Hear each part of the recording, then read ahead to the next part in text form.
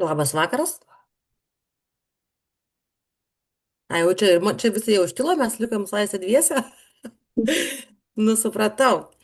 Tai ką tada šiandien Aistę Čedonienę pakalbinsiu aš, tai yra mano viena iš klienčių, bet mūsų gyvenimus draugystę suvedė mano mažasis gyventojas, tai yra mano šuo. Aistė yra, kaip aš vadinu, mano šuniuko stilistė. Ir jinai labai myli gyvūnus, todėl mano pakučio geriausia draugė yra. Ir per mūsų tą draugystę, per tuos visus pasimatymus, nors ir mes sustinkam ne taip dažnai, kas 3 mėnesiai, bet mums teko per tą trumpą laiką pasipliurpti kaip moterim ir aš mačiau tuo metu, kad Aisės gyvenime nėra lengvas etapas ir taip jinai mano tapo ir klientė, o dabar ir labai labai gera draugė ir bičiulė. Tai todėl šiandien noriu, kad jinai pasidalintų savo istoriją. Aistė labai yra rami, nuoširdi asmenybė. Ir jai irgi šiandien yra apie tai pasakota, žinau, lengva. Bet jinai žino, kad galbūt kažką įkvėps jos istorija ir galbūt tokie žmonės, kurie bijo pasisakyti, taip pat išdrįs tai padaryti.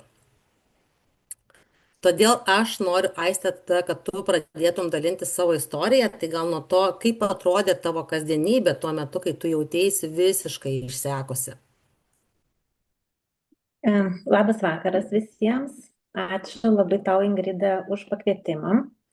Pirmiausia, ačiū tau už draugystę, kurią mes čia taip gražiai išrutuliojom.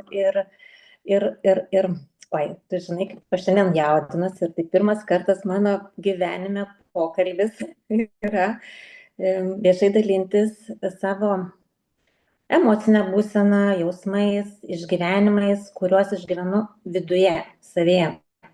Išorė yra nuostabi, viskas yra puiku, negaliu nieko skųstis, visiškai, absoliučiai, atrodo nieko netrūksta ir tai yra, dėkoju Dievui, be galo dėkoju Dievui už tai, ką turiu ir kur šiandien esu.